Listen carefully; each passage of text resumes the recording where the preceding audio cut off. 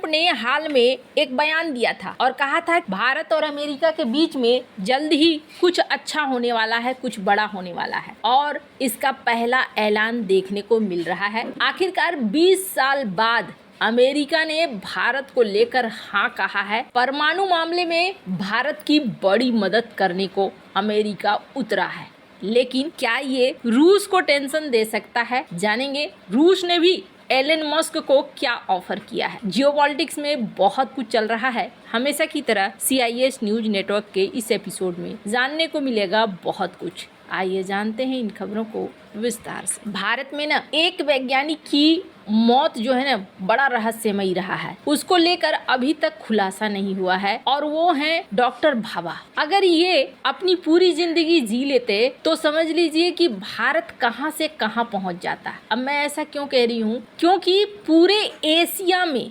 भारत वो पहला देश था जिसने 4 अगस्त 1956 को अपना पहला परमाणु रिएक्टर अप्सरा शुरू किया था। भारत का पहला परमाणु रिएक्टर जिसका नाम था अप्सरा, और आपको बता दूं ये संस्कृत भाषा से लिया गया शब्द था, लेकिन सिर्फ ये भारत का नहीं बल्कि पूरे एशिया का पहला परमाणु रिएक्टर था जिसे मुंबई के पास भाभा परमाणु अनुसंधान केंद्र में स्थापित किया गया। ये एक हल्का पानी वाला यूरेनियम ईंधन वाला स्विमिंग पूल प्रकार का रिएक्टर था। शुरू में इसकी क्षमता 1 मेगावाट थर्मल की थी। यूरेनियम का ईंधन ब्रिटेन से आपूर्ति किया गया था और मॉडरेटर के रूप में साधारण पानी का इस्तेमाल हुआ था। इसका डिजाइन और निर्माण भारतीय वैज्ञानिकों ने किया, लेकिन तकनीकी सहायता उस समय ब्रिटेन से मिली थी। अप्सरा का निर्माण भारत के परमाणु कार्यक्रम के जनक डॉक्टर होमी भाभा के नेतृत्व में हुआ। उस समय भारत का टारगेट परमाणु ऊर्जा का इस्तेमाल करके बिजली प्रोडक्शन,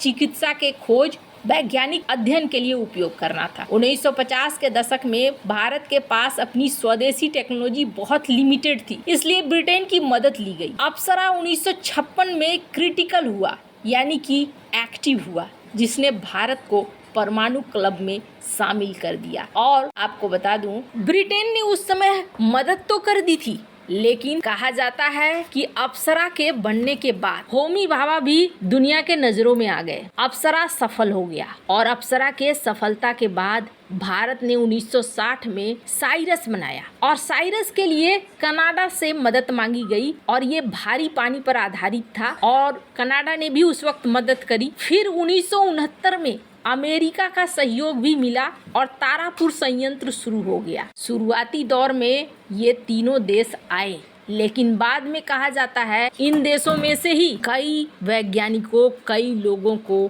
धीरे धीरे भारत से ईर्ष्या होने लगी। 1944 में ही यानी आज़ादी के पहले ही नींव डाल दिया गया और 1948 से 1966 तक भाभा चेयरपर्सन रहे atomic energy commission of India के। इनके कार्यकाल में बड़े बदलाव होने लगे थे। अगर ये और कुछ दिन रह जाते तो बहुत कुछ बदल जाता, पर 1966 में इनकी मौत हो गई। खैर, इनके बारे में बहुत सारी कहानियां हैं, अगर मैं उनको बोलूंगी तो बहुत लंबा हो जाएगा ये वीडियो। पर ये शुरुआत था परमाणु रिएक्टर्स का। फिर भारत ने 1974 में परमाणु परीक्षण कर लिया और जैसे ही परमाणु परीक्षण कर लिया, ये जो देश भारत की मदद कर रहे थे, ब्रिटेन, कनाडा, अमेरिका, सब पीछे हट गए और तब सोवियत संघ ने भारत का साथ देना शुरू किया। और कनाडा के मदद से जो भारत ने भारी पानी का रिएक्टर बनाया था, उसकी आपूर्ति कनाडा ने बंद कर दी, तो सोवियत संघ ने भारी पानी की आपूर्ति करना शुरू किया। फिर 1988 में सोवियत संघ और भारत के बीच में समझौता हुआ और सोवियत संघ ने कुडनकुलम में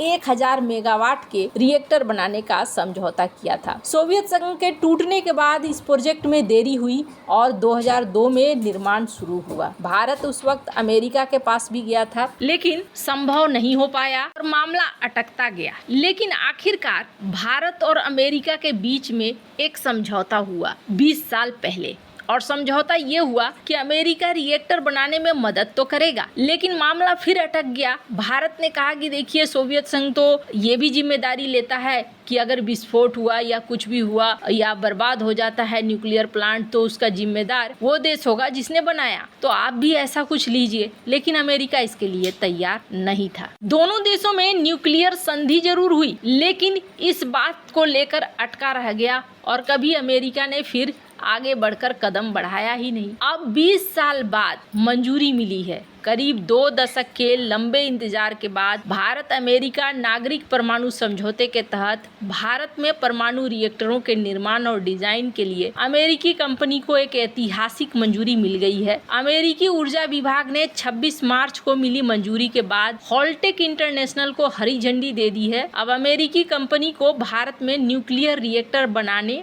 और डिजाइन करने की अनुमति मिल सकती है। होल्टेक को भारत की 3 कंपनियों Holtec Asia, Tata consulting engineers limited और L&T को छोटे छोटे मॉड्यूलर रिएक्टर की टेक्नोलॉजी ट्रांसफर करने की अनुमति दे दी गई है। इस मंजूरी के बाद होल्टेक के लिए ये भी संभव है कि वो बाद में इसमें संशोधन की मांग कर सके और अन्य सरकारी संस्थाओं जैसे कि nuclear power corporation of India limited, NPCIL, NTPC और एटॉमिक एनर्जी रिव्यू बोर्ड को इसमें जोड़ सके। होल्टेक को भारतीय कंपनियों को केवल शांतिपूर्ण परमाणु गतिविधियों के लिए ये टेक्नोलॉजी ट्रांसफर करने की अनुमति है। ये भी सुनिश्चित किया गया है कि इसका उपयोग परमाणु हथियारों या किसी सैन्य उद्देश्य के लिए नहीं किया जाएगा। इस समझौते के बाद भारत की परमाणु ऊर्जा क्षेत्र में एक नई क्रांति देखने को मिल सकती है। इससे देश को नई, सुरक्षित और प्रभावी परमाणु रिएक्टर टेक्नोलॉजी मिलने का लाभ मिल सकता है। वर्तमान में भारत का परमाणु कार्यक्रम मुख्य रूप से भारी पानी के रिएक्टर्स पर आधारित है, जो अब विश्व में अधिकांश ऊर्जा संयंत्रों में उपयोग होने वाले प्रेशराइज्ड वाटर रिएक्टर तकनीक से मेल नहीं खाता है। होल्टेक का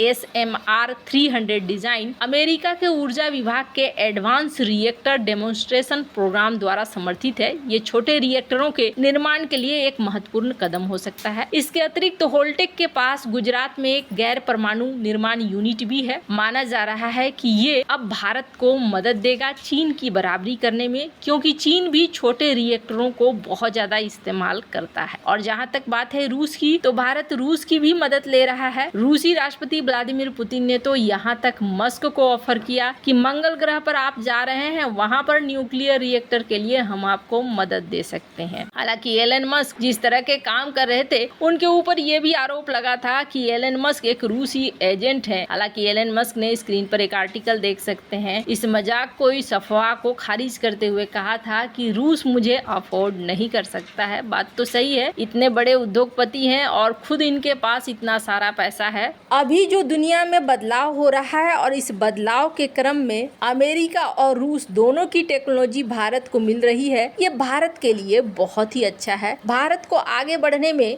ये बहुत ज्यादा मदद करेगा। वैसे आपको क्या लगता है, इन सब मामले में आपकी क्या राय है, कमेंट कर जरूर बताएं। जल्द मिलते हैं अगले वीडियो में नई खबर के साथ।